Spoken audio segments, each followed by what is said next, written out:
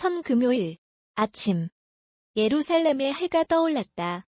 그러나 사제들과 서기관들은 예수에게 그들의 오거를 배출하지 않고는 이 모든 시간을 기다리지 않았다.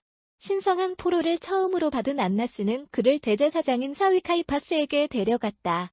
여기서 그분은 일련의 모욕적인 질문들을 겪으시는데 그것은 대답하기를 경멸하며 대제사장의 종들 중 한 사람으로부터 타격을 받는다. 거짓 증인들은 이미 준비되어 있었다. 그들은 이제 앞으로 나와서 바로 그 진리이신 그분께 대하여 그들의 거짓말을 벌인다. 그러나 그들의 증언은 모순된다. 그런 다음 카이파스는 신성 모독의 예수를 유죄 판결하는 이 계획이 공범자를 폭로하는 데 도움이 된다는 것을 알게 되고 다른 사람에게 향합니다. 그분은 우리 주님께 답을 주시도록 강요할 질문을 하십니다. 그리고 이 대답에서 카이파스는 신성 모독을 발견하게 될 것이며 신성 모독은 회당의 권력 아래 예수를 가져올 것이다. 이것은 질문입니다. 나는 살아계신 하나님으로 말미암아 당신이 하나님의 아들 그리스도라면 우리에게 말씀 주십니다. 마태복음 26대 63 우리 구주께서는 우리가 권세 안에 있는 사람들에게 존경심을 나타내야 한다는 것을 가르치시기 위해 지금까지 지켜보셨던 침묵을 깨뜨리시고 대답하십니다. 내가 그것을 말하였다. 나는 일어나이다. 그리고 이제부터는 사람의 아들이 하나님의 권능의 오른편에 앉아 하늘의 구름 속에 오는 것을 보게 될 것이다. 마태복음 26대 64 마가복음 14대 62 이윽고 불쌍한 교황이 일어나 옷을 갈고 외치며 이렇게 외친다. 그가 나를 모독하였나니 우리가 증인들에게 더 필요한 것이 무엇이냐? 보다. 이제 너희는 신성 모독을 들었나니 너희는 어떻게 생각하느냐? 온 곳이 울부짖음으로 울려 퍼집니다. 그는 죽음의 유죄입니다. 마태복음 26대 65, 66 하나님의 아들은 사람을 생명으로 회복시키기 위해 지상에 내려오셨다. 그럼에도 불구하고 우리는 이 죽음의 피조물이 인간 법정 앞에서 그의 신성한 은인을 감히 소환하고 그분을 죽음으로 정죄하는 것을 가지고 있습니다. 그리고 예수는 침묵합니다. 이 주제넘은 이 고맙지 않은 신성 모독하는 자들과 함께 견뎌내라. 그리스 교회가 오늘날 순환에 대한 읽기를 자주 방해하는 말로 주여 당신의 인내의 영광이 있으리로다. 대제사장의 종들이 예수에게 달려가는 것보다 그는 죽음의 죄를 지으셨고 발언을 받으셨다는 끔찍한 말을 거의 하지 않았다. 마침표 그들은 그분에게 짐을 뱉고 눈을 가리고 그분을 치며 예언하라. 누가 너를 때렸느냐? 누가복음 22대 64 회당은 그들의 영광이 되어야 한다고 말하는 메시아들을 이렇게 대한다. 그러나 이러한 분노는 있는 그대로 두려운 일이지만 우리의 구속주께서 겪으셔야 할 일의 시작에 불과합니다. 마침표 그러나 예수의 핵심에는 이 모든 것보다 훨씬 더 많은 시도가 있으며 바로 지금이 일어나고 있습니다. 베드로는 대제사장의 궁궐 법정까지 나아갔습니다. 그는 구경꾼들에 의해 갈릴리인으로 인정받고 있으며 예수의 제자 중 한 명으로 인정받고 있습니다. 사도는 자신의 삶을 위해 떨고 있습니다. 대시 그는 주를 부인하고 맹세를 통해 자신도 그분을 알지 못한다고 단언한다. 추정의 처벌에 대한 슬픈 예가 여기에 있습니다. 그러나 예수 사도에게 자비를 베푸십니다. 대제사장의 종들은 베드로가 서 있는 곳 근처로 그분을 인도한다. 그는 그에게 비난과 용서의 표정을 던졌다. 베드로는 즉시 나가서 비통하게 울었다. 이 시간부터 그는 자신의 죄를 슬퍼하는 것 외에는 아무것도 할 수 없습니다. 부활절 아침에만 부활하신 후에 예수이 그에게 나타나실 때에만 그는 고통받는 그의 마음에 어떤 이로도 인정할 것이다. 우리가 이 시간들을 우리의 거룩한 어머니 교회와 함께 예수의 순환을 생각하면서 보내고 있는 지금 그분을 우리의 본보기로 삼자. 베드로는 자신의 약점을 두려워하기 때문에 물러납니다. 우리가 두려워해야 할 것이 무엇이냐 때문에 끝까지 머물러 있으리이까? 우리 예수가 우리에게 가장 힘들고 최악의 마음을 바꿀 수 있는 그 모습 중 하나를 주시기를 바랍니다. 한편 낮과 같은 새벽이 그 도시에 솟아오르고 대제사장들은 로마 총독 앞에서 예수를 취하기 위한 준비를 한다. 그들은 그분께서 유죄임을 스스로 알게 되었습니다. 그들은 그분을 신성모독자로 정죄했으며 모세의 율법에 따르면 신성모독자는 돌로 쳐서 죽여야 한다. 그러나 그들은 율법을 적용할 수 없다. 예루살렘은 더 이상 자유롭지 못하며 자기 자신의 율법에 의해 지배되지 않는다. 삶과 죽음을 다스리는 권력은 오직 그녀의 정복자들에 의해서만 행사될 수 있으며 그것은 카이사르의 이름으로 행사될 수 있다. 어찌하여 제사장들과 서기관들이 이 모든 것을 겪을 수 있고 야곱의 예언, 메시아가 오실 것이라는 예언, 회의자가 유다에서 빼앗겨야 할 때를 결코 기억하지 못한다는 것이 어찌 그렇습니까? 창세기 49대 10. 그들은 마음으로 알고 있으며 그들은 이 메시아가 처하게 될 죽음을 묘사하는 예언들에 임명된 수호자들이며 그럼에도 불구하고 그들은 그것을 초래하는 바로 그 사람들이다. 이 모든 것이 어떻습니까? 그들은 눈이 멀었고 그들을 눈멀게 하는 것은 질투입니다. 예수가 밤에 붙잡혔고 그가 로마 총독 앞으로 인도될 지경에 이르렀다는 소문이 도시를 통해 급속히 퍼져 유다의 귀에 닿았다. 이 비참한 사람은 돈에 대한 열정을 가지고 있었지만 그분의 신성한 주의 죽음을 바라게 할 만한 것은 아무것도 없었다. 그는 예수의 초자연적인 힘을 알고 있었다. 그는 아마도 자연과 요소를 지휘할 수 있는 사람이 적들의 손에서 쉽게 벗어날 것이라고 자신을 아첨했을 것입니다. 그러나 이제 그는 이 도망치지 않고 그가 사형 선고를 받아야 한다는 것을 보았을 때 성전으로 달려가 은의 30조각을 대제사장들에게 돌려준다. 그가 개종한 것입니까? 그리고 그의 주에게 그를 용서해달라고 청하려고 하는가? 슬프게도 아니오. 절망은 그를 소유하고 있으며 그는 자신의 존재를 끝냅니다. 어제 최후의 만찬과 동산에서 예수에 의해 그에게 행해진 모든 자비로운 간청을 회상하는 것은 그에게 아무런 확신을 주지 못한다. 그것은 단지 그의 절망을 증가시키는 역할을 합니다. 분명 그는 자신이 얼마나 자비로운 구세주를 대해야 하는지 잘 알고 있었습니다. 그러나 그는 절망하며 온 세상의 죄를 씻어주는 피가 곧 흘려질 바로 그때입니다. 그는 절망했기 때문에 길을 잃었습니다. 마침표. 대제사장들은 그들과 함께 예수를 가지고 총독의 궁전에 자신을 소개하면서 청중들에게 중요한 경우를 요구했다. 빌라도가 앞으로 나와서 비관적으로 그들에게 묻는다. 무슨 고소가 너희에게 이 사람을 대적하게 하느냐? 대신 그들은 대답했다. 만일 그가 악인이 아니었더라면 우리는 그를 내게 넘겨주지 않았을 것이다. 이 첫 번째 말에서 빌라도가 이 유대인 사제들을 경멸하고 있음이 매우 분명하다. 그들이 그들의 원인을 얻기로 결심했다는 것은 덜 분명하지 않습니다. 빌라도는 그분을 데리고 가서 당신의 율법에 따라 그를 심판하라고 말합니다.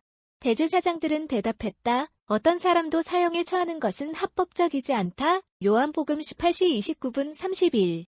빌라도는 이 사람들과 이야기하기 위해 홀을 떠난다. 마침표 그는 돌아와서 예수 데려오라고 명령한다.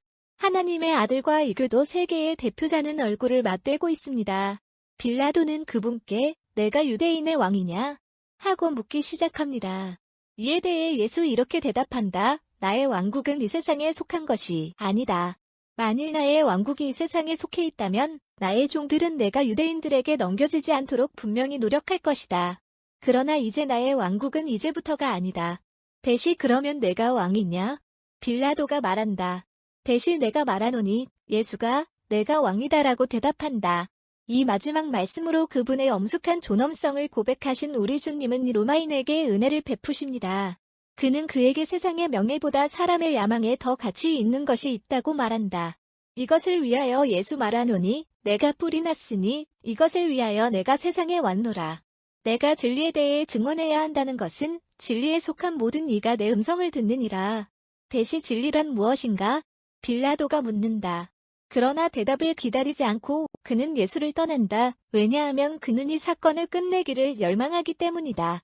그는 유대인들에게 돌아와 그들에게 나는 그에게서 아무 이유도 찾지 못한다고 말한다. 요한복음 18시 33분, 36, 37, 38. 빌라도는 이 예수의 어떤 유대인 종파의 지도자임에 틀림없다고 상상하는데 그의 가르침은 대제사장들에게 불쾌감을 주지만 그것들에 대해 검토할 가치가 없다. 그러나 동시에 그는 자신이 무해한 사람이며 그가 국가를 교란한다고 비난하는 것은 어리석고 부당할 것이라고 확신한다.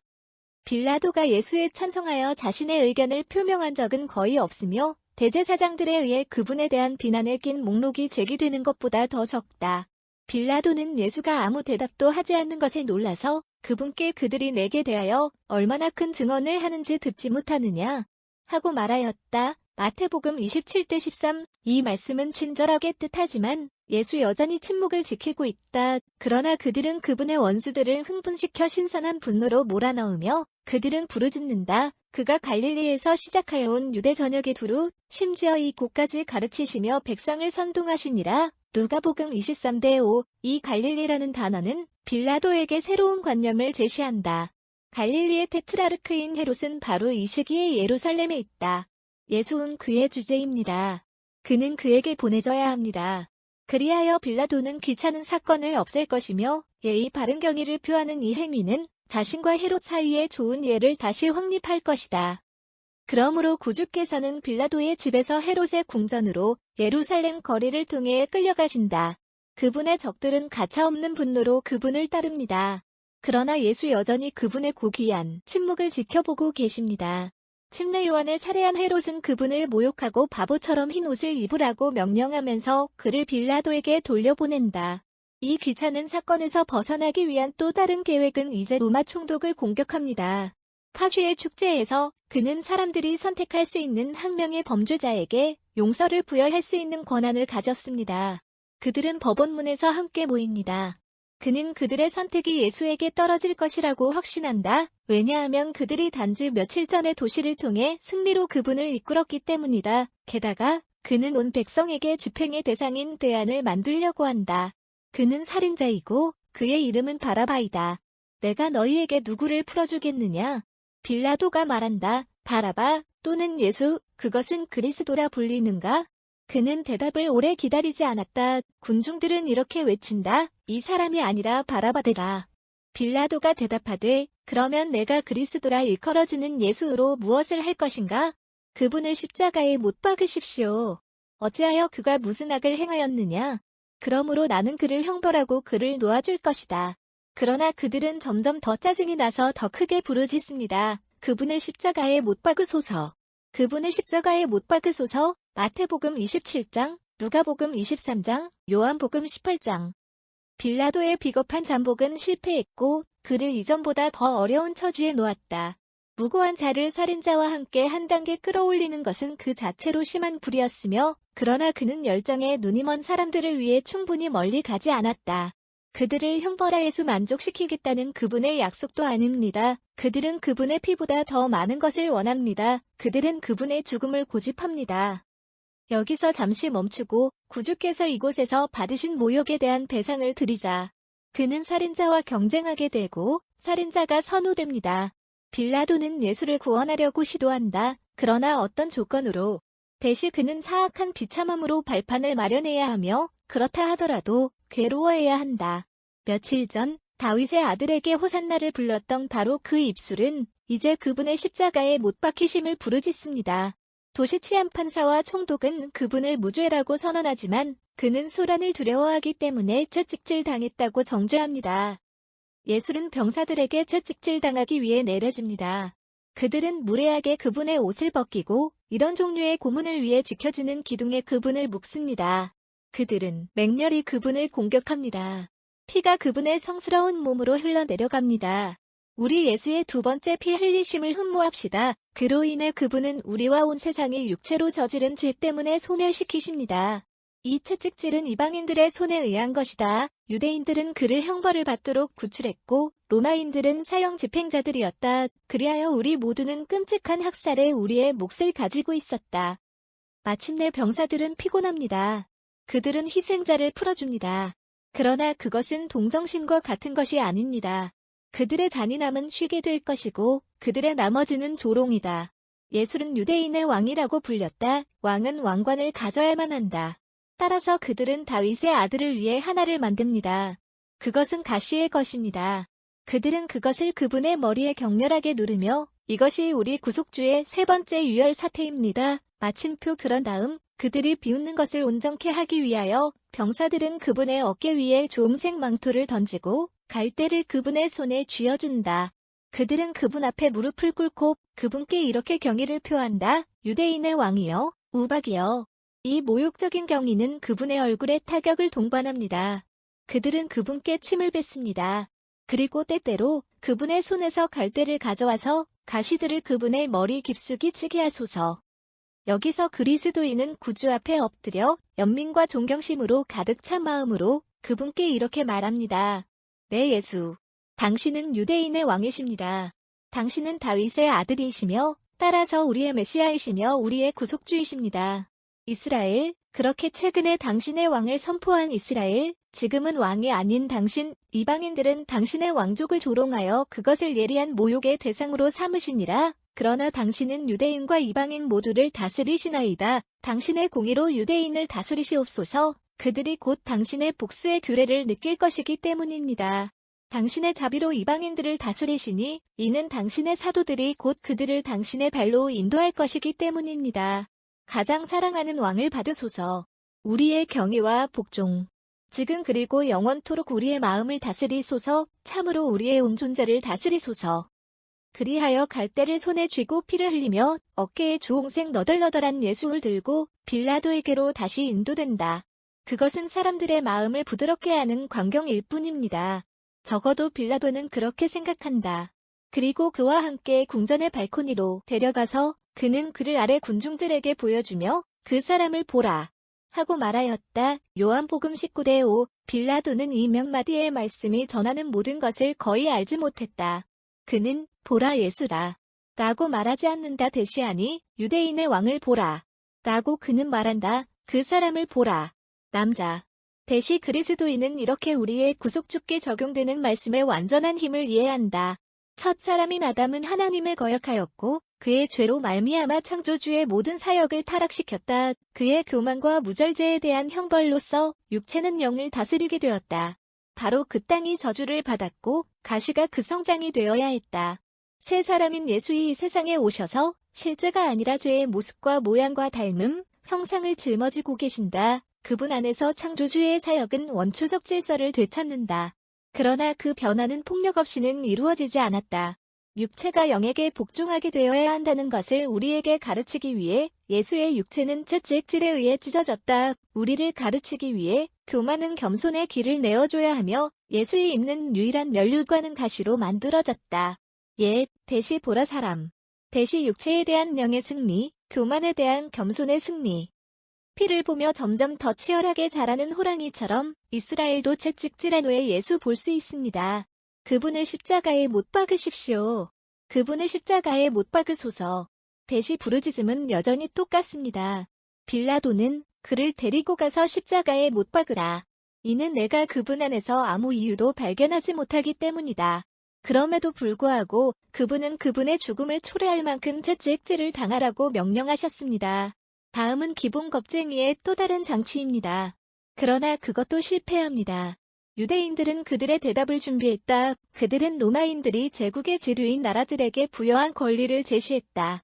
우리에게는 율법이 있고 율법에 따라 죽으셔야 합니다. 그분이 자신을 하나님의 아들로 만드셨기 때문입니다. 그 대답에 당황한 빌라도는 예수 홀로 데리고 들어가 그분께 어디 있느냐 하고 말하였다. 예수는 침묵합니다. 빌라도는 그의 질문에 대한 답을 들을 자격이 없었다. 이 침묵은 그를 짜증나게 한다. 내가 내게 말하지 말라. 그가 말한다. 내가 너를 십자가에 못 박을 권능이 있고 너를 풀어줄 권능이 있다는 것을 내가 알지 못하느냐? 여기서 예수 말하기 위해 신랄한 자들이다. 그리고 그분은 정부의 모든 힘이 심지어 이교도들이 문제가 되는 곳에서조차도 가식적인 사회적 콤팩트로부터 오는 것이 아니라 하나님께로부터 온다는 것을 우리에게 가르치기 위해 말씀하신다. 위로부터 내게 주어지지 아니하면 너는 나를 대적하는 어떤 힘도 가져서는 안 된다. 그러므로 나를 내게 넘겨준 자는 더 큰 죄를 지었느니라. 요한복음 19장. 이 위험 있는 대답이 빌라도에게 인상을 준다. 그는 예수를 구원하기 위해 또 다른 시도를 하기로 결심한다. 그러나 백성들은 그를 놀라게 하는 위협을 호소한다. 만일 내가 이 사람을 풀어주면 너는 카이사르의 친구가 아니니라. 누구든지 자기를 왕으로 삼는 자는 카이사르를 대적하여 말하라. 그럼에도 불구하고 그는 군중을 진정시키기로 결심했습니다. 그는 복도를 떠나 심판석에 앉았고 예수에게 가까이 두라고 명령하고 이렇게 간청한다. 내 왕을 보라. 마치 너희나 카이사르가 이와 같은 가련한 물건으로부터 무엇을 두려워하겠느냐. 논쟁은 소용이 없었고 단지 울부짖음을 불러일으킨다. 그분과 함께 떠나라. 그분과 함께 떠나라. 그분을 십자가에 못 박으십시오. 빌라도는 그들이 본격적으로 있다고 믿지 않는 것처럼 그들에게 내가 당신의 왕을 십자가에 못 박을 것인가? 라고 말한다. 이번에는 대제사장들이 우리에게는 카이사르 외에는 왕이 없다고 대답합니다. 요한복음 19장. 바로 그 하나님의 봉사자들이 그렇게 말할 수 있을 때 종교는 종말에 이르게 된다. 왕은 없지만 카이사르. 그러고 나서 규례자가 유다에서 빼앗기고 예루살렘이 쫓겨나고 메시아가 오십니다. 빌라도는 그 어떤 것도 소동을 잠재울 수 없고 총독으로서의 그의 명예가 위태로워지고 있다는 것을 알고 그분의 적들에게 예수를 넘겨주기로 결심한다. 비록 자신의 성향에 반하여 그는 선고를 통과시켰는데 그것은 그에게 양심의 가책을 느끼게 하여 나중에 자살로 구제를 구할 것이다. 그는 타블렛을 가져와서 스타일로 십자가에 고정시켜야 하는 비문을 씁니다. 백성들은 두두둑이 동시에 십자가에 못 박히라고 요구한다. 그것은 예수에게 추가적인 모욕이 될 것이다. 이건 역시 이사야의 예언을 성취하면서 허락한다. 악인들과 함께 그가 평판이 좋았다. 이사야 53-12. 이렇게 가장 가증한 범죄로 자기 영혼을 더럽힌 빌라도는 백성 앞에서 손을 씻고 그들에게 말한다. 나는 이 의인의 피에 대하여 결백하다. 너희는 그것을 바라보라. 그들은 이 끔찍한 자기 비난으로 그에게 대답한다. 그의 피가 우리와 우리 자녀들 위에 있으라. 마태복음 27-24-25. 여기 페리사이드의 표식은 배은망덕하고 신성모독적인 이 백성에게 달려있다. 가인처럼 그들은 땅에서 도망자들을 방황할 것이다. 그 이후로 800년이 지났습니다. 노예제도, 비참함, 경멸은 그들의 몫이었습니다. 그러나 그 표식은 여전히 그들 위에 있다. 이 예수의 피가 하늘의 자비의 이슬로 쓰러진 이방인들, 우리 이방인들은 세상을 그토록 사랑하신 하늘 아버지의 선하심에 열렬히 감사하여 그분의 독생자를 주시도록 합시다. 요한복음 3시 16분. 우리의 죄악이 그분의 피로 말미암아 지워질 수 없다는 것을 아시고 이 날에 심지어 마지막 한 방울까지 흘리신 성모님께 감사합시다. 여기서 십자가의 길이 시작됩니다. 우리 예수의 사형 선고를 받는 빌라도의 집이 첫 번째 역입니다. 우리의 구속주께서는 총독의 명령에 따라 유대인들의 손에 맡겨져 계십니다. 병사들은 그를 붙잡아 법정에서 끌고 나간다. 그들은 주홍색 망토를 벗겨내고 채찍질 전과 같이 그분 자신의 옷으로 자신을 입히라고 명령합니다. 십자가는 준비되었고 그들은 그것을 그분의 상처 입은 어깨 위에 올려놓았습니다. 새 이삭이 자신을 희생의 나무로 싣는 곳은 둘째 역입니다. 갈보리로. 대시 이것은 명령의 말씀이며 순종된다. 병사들, 사형 집행자들, 사제들, 서기관들, 사람들, 이것들은 행렬을 형성한다. 예수 천천히 움직입니다. 그러나 피를 잃고 고난을 겪으심으로 지친 몇 걸음 후에 그분은 십자가의 무게에 쓰러진다. 그것은 첫 번째 가을이며 이제 세 번째 역을 표시합니다. 그분은 우리의 죄의 무게만큼 십자가의 무게에 의해서가 아니라 넘어지십니다. 병사들은 대충 그분께 손을 얹고 그분을 다시 일으켜 세웠다. 그분은 고통받으신 어머니를 만나는 것보다 그분의 발걸음을 거의 재개하지 않으셨습니다. 죽음보다 사랑이 강한 용감한 여인은 이와 같은 시간에 결석해서는 안 된다. 그녀는 아들을 보고 그분을 따르고 그분께 가까이 가야 하며 심지어 그분의 마지막 숨결까지 가까이 가야 합니다. 어떤 혀도 그녀의 슬픔의 신랄함을 말할 수 없었고 지난 며칠 동안 그녀가 견뎌낸 불안이 그녀의 힘을 고갈시켰다. 예수의 모든 고통은 신성한 계시에 의해 그녀에게 알려졌다. 그녀는 그들 각자를 그분과 나누었습니다. 그러나 이제 그녀는 결석하는 것을 견딜 수 없으며 군중을 통과합니다. 희생 제물은 거의 완성되었습니다. 어떤 인간의 힘도 그러한 어머니를 예수에서 지킬 수 없었다. 마침표 충실한 막달라는 눈물로 목욕하는 그녀의 곁에 있습니다. 요한, 작은 야고보의 어머니 마리아, 요한의 어머니 살로메도 그녀와 함께 있다. 그들은 그들의 신성한 주를 위해 그녀의 아들을 위해 울고 있다. 예수는 그녀를 보지만 위로할 수는 없는데 왜냐하면 이 모든 것은 그분이 견뎌야 할 것의 시작에 불과하기 때문이다. 5. 그분의 사랑하는 성심이 그분의 어머니가 슬픔으로 고뇌하시는 것을 보는 것이 얼마나 더 큰 고통이었던가.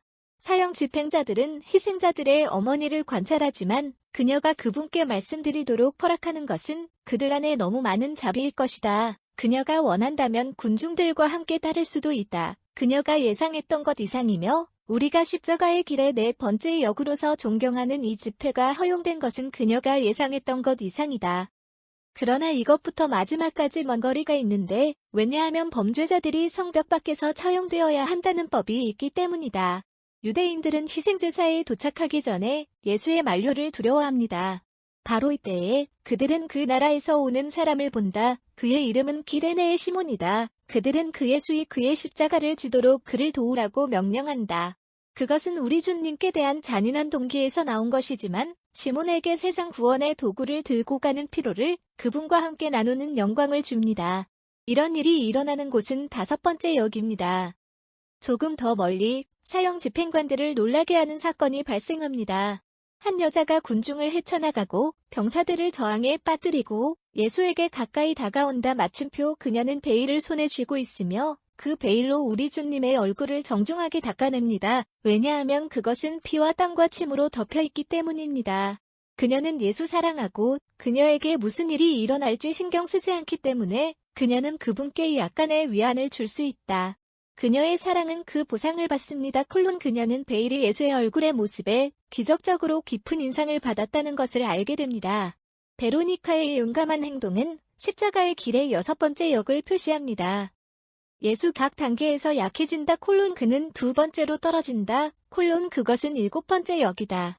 병사들이 다시 격렬하게 그분을 일으켜 세우고 길을 따라 그분을 밀어붙인다. 그분의 발자취를 따라가는 것은 쉬운 일인데 왜냐하면 피의 줄무늬가 그분이 지나가신 곳을 보여주기 때문이다. 한 무리의 여성들이 병사들 뒤를 바짝 쫓고 있다. 그들은 그들에게 쌓인 모욕에 주의를 기울이지 않았다. 그들의 연민은 그들을 용감하게 만듭니다. 그러나 예수에게 보여지는 마지막 잔인한 대우는 그들이 침묵 속에서 감당할 수 있는 것 이상이다. 그들은 가련한 탄식에 울부짖음을 내뱉는다. 우리 구주께서는 성의 연약함에도 불구하고 예루살렘의 모든 사람들이 함께 두드리는 것보다 더 많은 용기를 보이고 있는 이 여성들을 기뻐하십니다. 그분은 애정을 가지고 그들을 향하여 그들이 지금 목격하고 있는 범죄를 따르는 것이 얼마나 끔찍한 형벌인지 그들에게 말씀하십니다. 대제사장들과 서기관들은 그들에게 그토록 자주 말했던 예언자의 존엄성을 인정한다. 그들은 분개하며 듣고 이 위대한 길의 8번째 역에서 그들은 예루살렘의 딸들아, 내 위에 울지 말고 오두막은 너희 자신과 너희 자녀들을 위해 울어라. 이는 보라 날이 올 것이요. 거기서 그들이 이르리니 불무지와 태어나지 않은 자궁과 빨지 아니한 밥은 복이 있도다. 마침표 그때에 그들이 산들에게 말하기 시작할 것이다. 우리에게 엎드려라. 그리고 언덕으로 우리를 덮으소서. 누가복음 23시 28분 30. 마침내 그들은 언덕 기슭에 도달합니다. 갈보리는 가파르다. 그러나 예수의 희생제사의 장소입니다. 그는 등반을 시작하지만 3번째로 떨어집니다. 콜론 신성한 장소는 9번째 역으로 계산됩니다. 3번째로 병사들은 예수 일어나 언덕 정상으로 가는 고통스러운 여정을 계속하도록 강요하는데 그것은 거룩함과 능력으로 다른 모든 사람들을 능가하는 홀로코스트를 위한 제단 역할을 하는 것이다. 사형 집행자들은 십자가를 붙잡고 땅 위에 놓고 신성한 희생자를 십자가에 못 박을 준비를 한다. 로마인과 유대인 모두가 행하는 관습에 따르면 포도주와 모략이 들어있는 잔이 예수에게 제공됩니다. 담즙의 괴로움을 가진 이 음료는 범죄자의 감정을 어느 정도 죽이고 고통을 줄이기 위해 마약으로 주어졌습니다. 예수 친절에 대한 어떤 관념에서라기보다는 관습에서 그분께 드려진 잔을 그분의 입술로 들어 올리십니다. 그러나 그분은 그 내용물을 마시지 않으십니다. 왜냐하면 그분은 우리를 위해 받아들이시는 고통의 완전한 강렬함을 느끼기를 원하시기 때문입니다. 그런 다음 사형 집행자들은 그분의 상처에 갇혀있던 그분의 옷을 폭력적으로 벗겨내고 그분을 십자가로 인도합니다. 이렇게 그분이 그분의 옷을 벗기셨던 곳과 쓰라린 음료수 잔이 그에게 드려진 곳은 십자가의 길의 10번째 역으로 존경받고 있습니다. 빌라도의 홀에서 갈보리 기슭까지 처음 9개는 여전히 예루살렘 거리에서 볼 수 있지만 10번째와 나머지 4개는 성묘 교회 내부에 있으며 그 넓은 벽은 순환의 마지막 신비가 성취된 장소를 둘러싸고 있다. 그러나 우리는 여기서 우리의 역사를 중단시켜야 한다. 우리는 이미 위대한 금요일의 시간을 예상해왔으며 나중에 갈보리 언덕으로 돌아가야 할 것이다. 지금은 우리의 거룩한 어머니 교회의 봉사를 도울 때이며 그 봉사에서 그녀는 신성한 배우자의 죽음을 축하합니다. 우리는 종들의 일반적인 소원을 기다려서는 안 됩니다. 그들은 침묵한다. 우리는 신앙과 헌신의 부름에 귀를 기울여야 합니다. 그러므로 하나님의 집으로 돌아가자. 5. 거룩한 교회는 곧 다시 한번 거룩한 직분에서 그녀와 함께하도록 우리를 부를 것이다. 한편 우리가 우리를 괴롭히는 것처럼 우리의 마음과 생각을 우리의 구속주께 간직합시다. 왜냐하면 지금이 바로 그분께서 우리의 구원을 이루셨던 바로 그 시간이기 때문입니다. 우리 아침의 명상은 우리를 갈보리로 데려갔고 거기서 우리는 사형 집행관들이 어떻게 그분의 온 예수를 벗겨내고 그분을 십자가에 못 박을 준비를 했는지 고려하고 있었습니다. 그분께서 우리를 위해 그분의 영원하신 아버지의 공의에 바치시는 희생제사의 완성을 경건하게 돕자. 사형 집행관들은 십자가가 땅에 누워있는 곳으로 예수를 이끌었다. 그것은 11번째 역이다. 홀로코스트로 향하는 어린 양처럼 그분은 제단 역할을 할 나무 위에 자신을 눕히십니다. 그들은 그분의 손과 발을 그들을 위해 표시된 곳으로 격렬하게 뻗어 나무의 못을 박았습니다. 피는 생명을 주는 이네 마리의 새끼들로부터 쏟아져 나오며 우리의 영혼은 그들의 정화를 찾아야 한다. 이것이 네 번째 피 흘림입니다. 마리아는 망치의 치기를 듣고 모든 타격이 그녀의 마음을 아프게 합니다. 막달라의 슬픔은 고문을 당하신 스승님을 도울 수 없다는 이유로 더욱 심해진다. 예수 말씀하시는 것을 듣게 된다. 그것은 갈보리에 대한 그분의 첫 번째 말씀이다. 아버지께서 그들을 용서하소서. 그들이 무엇을 하는지 알지 못함이니라. 누가복음 23시 34분. 오 우리 창조주의 무한한 선하심이여. 그분은 그분의 손의 역사인 이 세상에 오셨고 사람들은 그분을 십자가에 못 박으셨으며 그 십자가 위에서 그들을 위해 기도하시며 그분의 기도로 그들을 변명하시는 것 같습니다.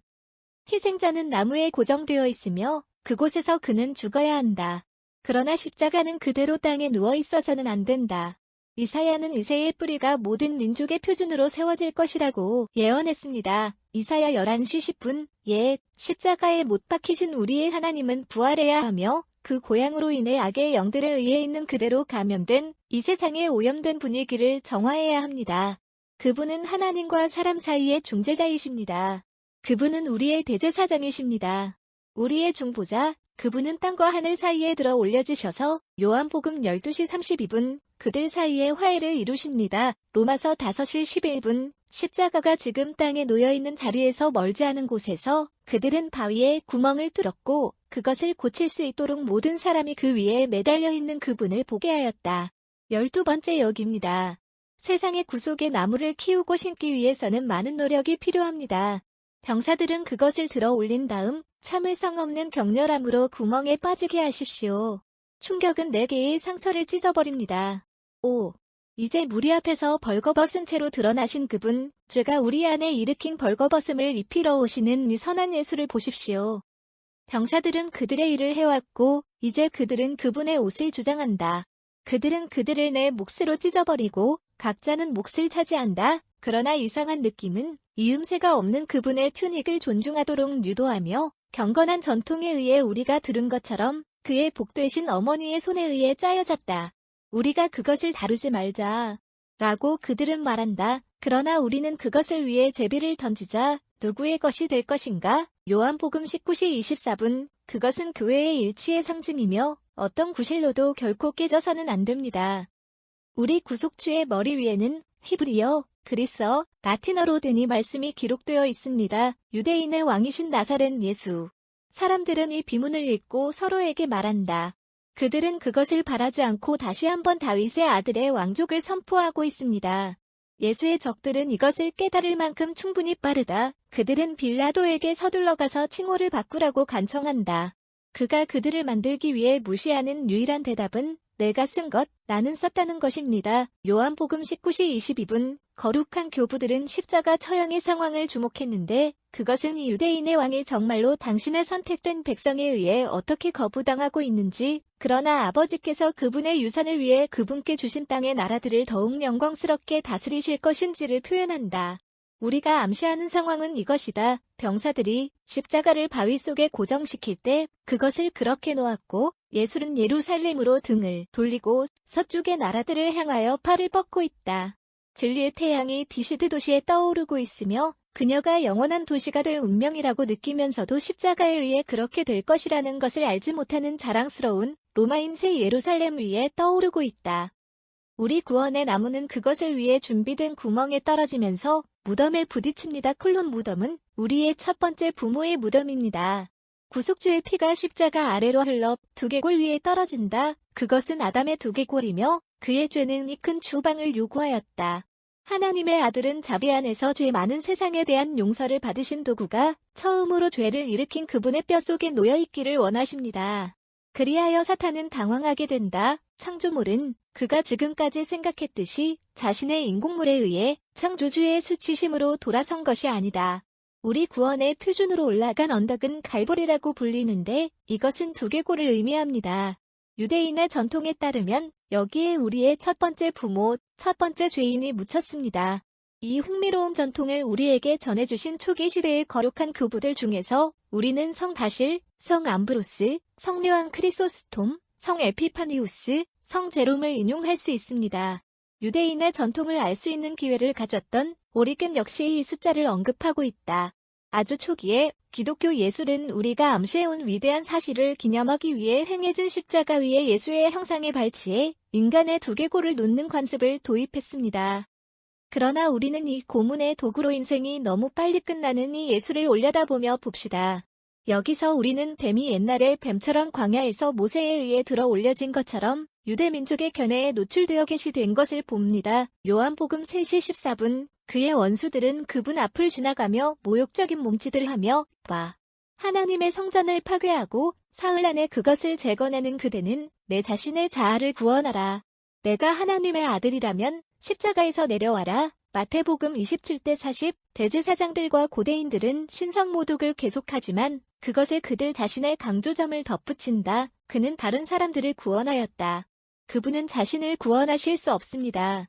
만일 그분이 이스라엘의 왕이시라면 이제 그분이 십자가에서 내려오시도록 하시고 우리는 그분을 믿게 될 것입니다. 그는 하나님을 신뢰했습니다. 만일 그가 그를 가질 것이라면 그가 지금 그를 구원하게 하라. 그가 이르시되 나는 하나님의 아들이니라. 마태복음 27대 42-43 그분과 함께 십자가에 못 박힌 두 도둑은 그와 같은 방법으로 그분을 모욕했습니다. 하느님께서는 당신의 피조물들에게 이와 비슷한 축복을 주신 적이 없으셨지만 사람이 그렇게 담대하게 하느님을 모욕한 적은 한 번도 없었다. 유대인들이 모독하는 그분을 경배하는 그리스도인들이 지금 이 순간 그분께 그토록 무한히 마땅히 받아야 할 보상을 드리도록 합시다. 이 불쌍한 사람들은 그 자신의 말을 인용하고 그분께 대적하여 돌이키자 우리가 경건하게 우리 예수에게 그분이 한때 사용하려고 무시하셨던 표현을 상기시켜주마. 그것은 우리를 희망으로 채워야 한다. 그리고 내가 땅에서 들어 올려진다면 나는 모든 것을 나 자신에게로 이끌 것이다. 요한복음 12시 32분 달콤한 예수. 때가 왔다. 당신은 땅에서 들어 올려졌나이다. 콜론 당신의 약속을 성취하시고 우리를 당신 자신에게로 이끄소서. 슬프게도 이 땅은 우리를 그렇게 붙잡고 있고 우리는 너무나 많은 유대 관계로 인해 그것에 단단히 묶여 있으며 자기 사랑은 우리를 묶고 우리가 당신을 향해 날아가려고 할 때 우리의 비행은 점검됩니다. 5. 우리의 사슬을 끊고 우리를 당신 자신에게로 이끌어 주시어 우리가 오랫동안 당신께 닿게 하시고 당신은 우리의 영혼을 정복하심으로 위로를 받으십니다. 그것은 6번째 시간 또는 우리가 부르는 것처럼 정오입니다. 태양은 즉시 그분의 빛을 물러나고 어둠은 땅의 얼굴을 덮는다. 별들은 하늘에 나타나고 우울한 침묵이 전 세계에 퍼져 있습니다.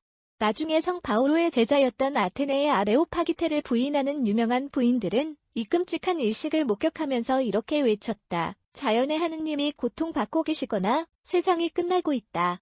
한 세기 후에 쓴 이교도 작가인 플레간, 은이 갑작스런 어둠이 로마 제국 전역에 혼란을 퍼뜨렸으며 천문학자들이 그것을 소유하고 있는 것이 모든 계산을 당황하게 만들었다고 말한다. 하늘의 진노에 대한 너무나 끔찍한 표시는 갈보리의 관중들 사이에서 공포의 공포를 불러일으켰다. 신성모 독자들은 멍청한 짓을 당하고 지금 막 우리의 구속주를 모욕하고 있던 그들의 신성모독은 그친다. 모든 것은 죽음처럼 침묵합니다. 십자가가 예수의 오른쪽에 있었던 도둑은 회개와 희망으로 감동을 받았다고 느낍니다. 그의 동반자를 향하여 그는 그가 말했던 것에 대해 그를 꾸짖는다. 내가 하나님을 경외하지 말라. 내가 똑같은 정죄 아래 있는 것을 보느냐? 그리고 우리는 참으로 정당하게 우리의 행위에 대한 정당한 보상을 받지만 이 사람은 악을 행하지 아니하였느니라. 누가복음 23시 40분 41 예수 도둑에 의해 방어되어 있는데 바로 그때에 그는 하나님의 율법의 모든 오타를 안다고 자랑하는 자들에 의해 모욕을 당하고 모세의 의자에 앉아 있습니다. 회당이 자발적으로 자신을 데려온 이 불쌍한 범죄자는 이제 무죄와 범죄에 흠뻑 젖어 있지만 곧 십자가에 못 박히신 예수를 하나님의 아들로 고백함으로써 모든 가증한 것들로부터 깨끗해질 수 있는 이방인 세계를 대표한다. 이렇게 그는 우리 구주의 십자가를 향해 고개를 돌려 그분께 기도합니다. 주님, 내가 내 왕국에 들어올 때에 나를 기억하여라. 그는 예수 왕이 될 것이라고 믿습니다. 대제사장들과 고대인들은 잠시 전에 이 왕과 함께 조롱을 하고 있었다.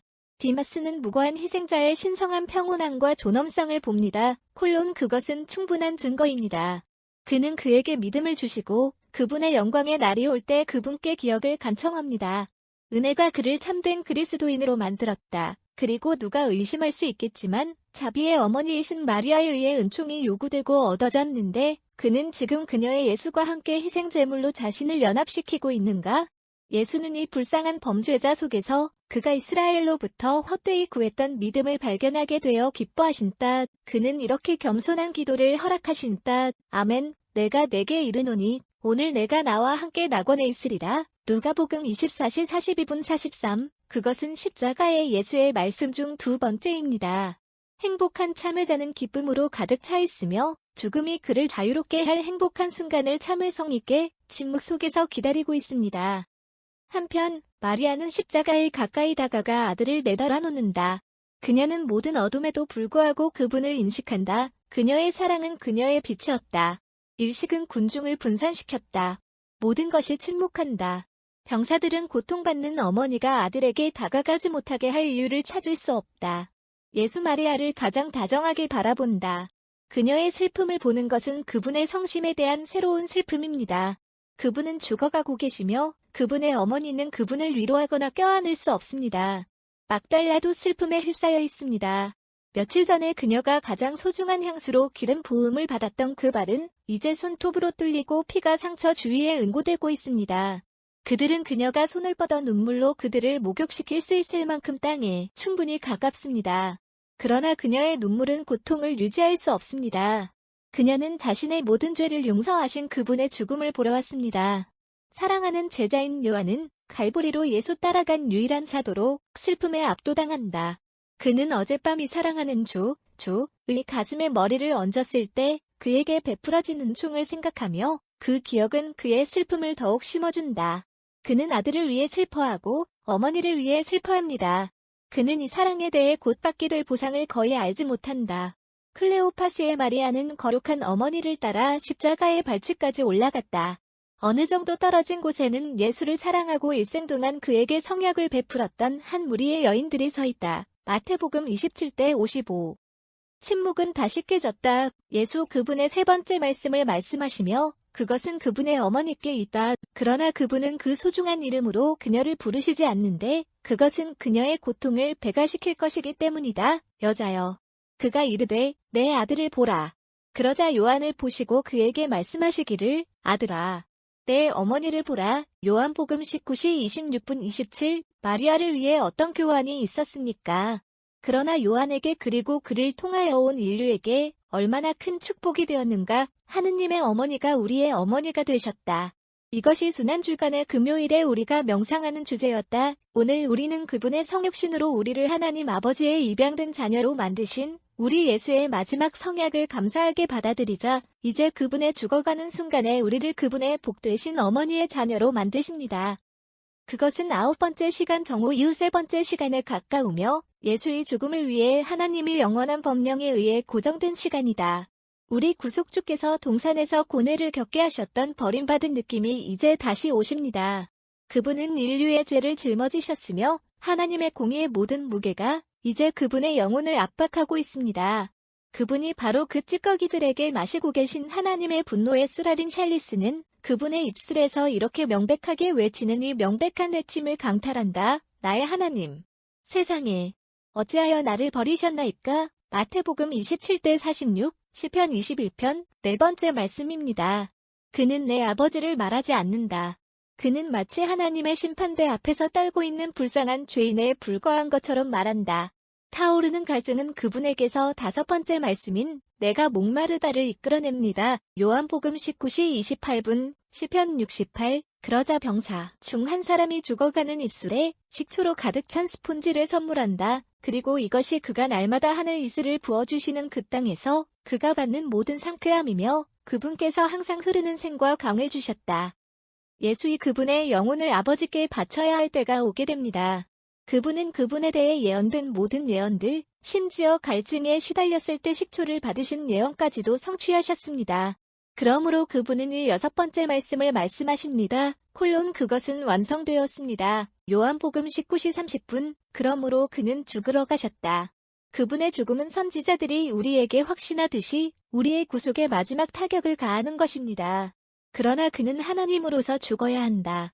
고통에 지쳐서 3시간의 고통에 지쳐서 그분의 십자가 둘레에 서 있던 그들에게 들리는 말이 거의 들리지 않는 이 사람은 이제 큰 소리로 외치며 먼 거리에서 들리고 경비병에게 명령하는 백부장을 두려움과 놀라움으로 가득 채운다. 아버지, 당신의 손에 내 영을 칭찬합니다. 누가복음 23시 46분. 이것이 그분의 7번째이자 마지막 말씀입니다. 그 후에 그분은 머리를 숙이고 죽으십니다. 이 끔찍한 순간에 태양이 하늘에 다시 나타나고 어둠이 멈춥니다. 하지만 지구는 지진으로 흔들리고 바위는 갈라진다. 예수의 십자가와 나쁜 도둑의 십자가 사이의 공간은 격렬하게 임대되어 있으며 개구부는 오늘날까지 보여집니다. 성전에 있는 유대인 사제들은 지성소를 숨기고 위에서 아래로 찢어지는 휘장을 보는 것을 두려워한다. 형상들과 유형들을 위한 시간은 끝났고 위대한 현실들이 온다. 많은 거룩한 인격체들이 그들의 무덤에서 일어나 생명으로 돌아온다. 그러나 예수의 죽음이 가장 많이 느껴지는 것은 지옥 자체입니다.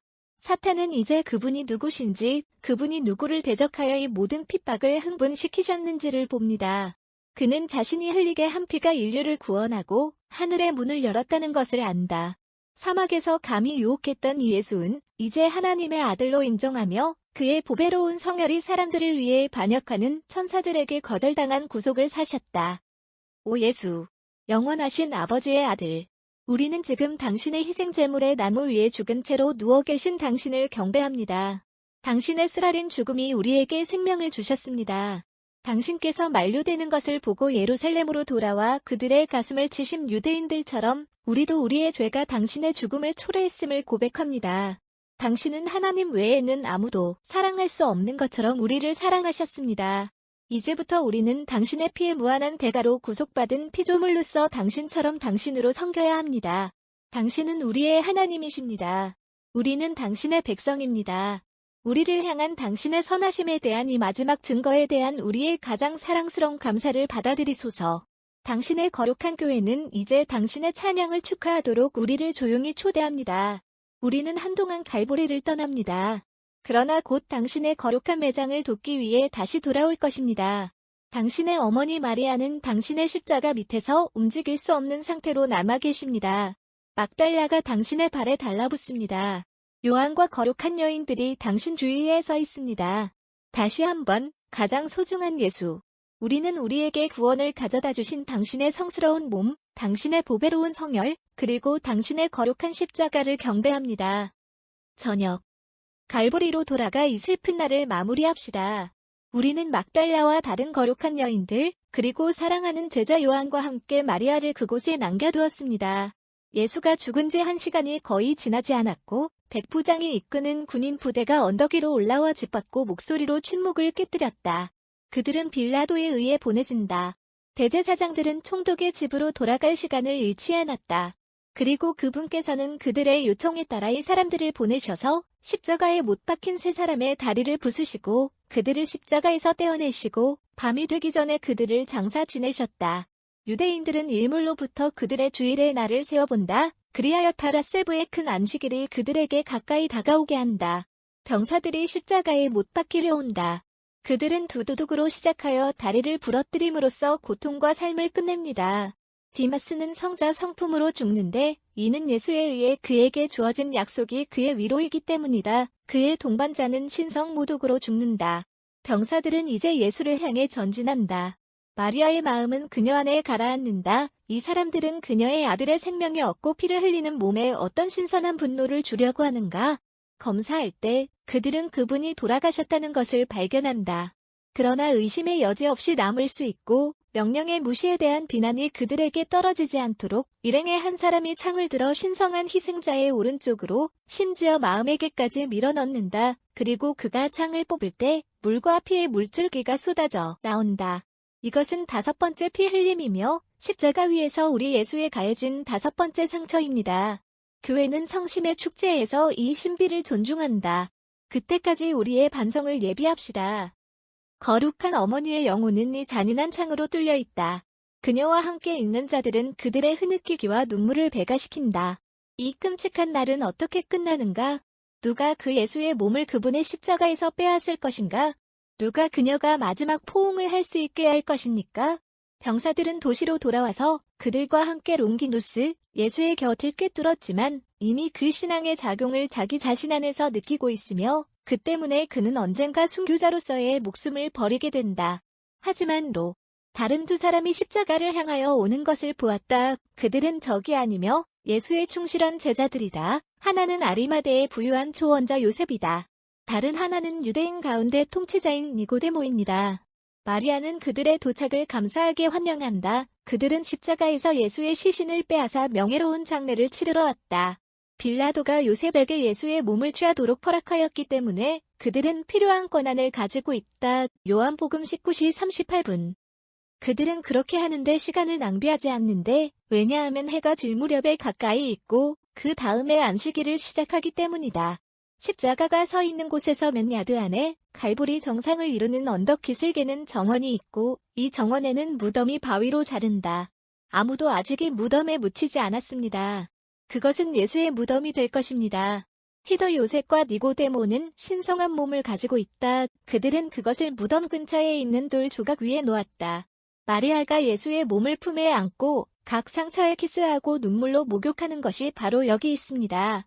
요한, 막달라, 그리고 현존하는 모든 사람들은 거룩한 어머니를 동정심으로 여기십니다. 그녀는 그것을 2 제자의 손에 맡겼는데 왜냐하면 그들은 단지 몇 분밖에 남지 않았기 때문이다.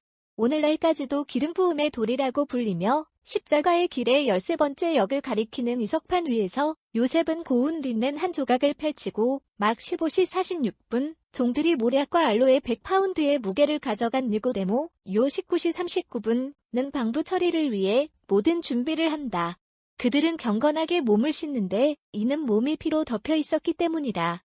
그들은 머리에서 가시 면류관을 제거합니다. 그리고 향수로 방부 처리한 후 와인등 시트에 포장합니다. 마리아는 무덤 위 이때 아래에 숨어있는 예수의 유골을 마지막으로 포옹한다. 요셉과 니고데모는 몸을 품에 안고 무덤으로 들어갔다. 그것은 십자가의 길의 14번째 역입니다. 그것은 2개의 열린 세포로 구성됩니다. 그들이 들어가는 것은 오른손에 있는 사람 안에 있고 거기에 바위 옆으로 자른 구멍 속에서 그들은 예수의 몸을 놓았다. 그런 다음 그들은 은퇴합니다. 그리고 그들의 종들의 도움으로 그들은 큰 사각형 돌로 무덤의 입구를 닫았는데 빌라도는 유대인들의 요청에 따라 자신의 인장으로 고정하라고 명령하고 병사들의 순찰에 의해 보호된다. 태양은 단지 설정되고 있다. 심각한 법적 처방을 받은 위대한 안식일이 막 시작되려 합니다. 막달라와 다른 여인들은 예수의 몸이 누임 곳을 주에 깊게 주목하고 모든 속도로 예루살렘으로 돌아와서 일요일 아침 일찍, 즉 안식일이 끝난 직후에 몸을 좀 더 조심스럽게 방부하기 위해 많은 양의 재료를 구입하고 준비할 시간을 갖게 한다. 거룩한 어머니는 예수 있는 무덤을 작별을 고한 다음 나머지를 따라 도시로 들어간다. 그녀의 입양 아들인 조는 그녀와 가까이 있습니다.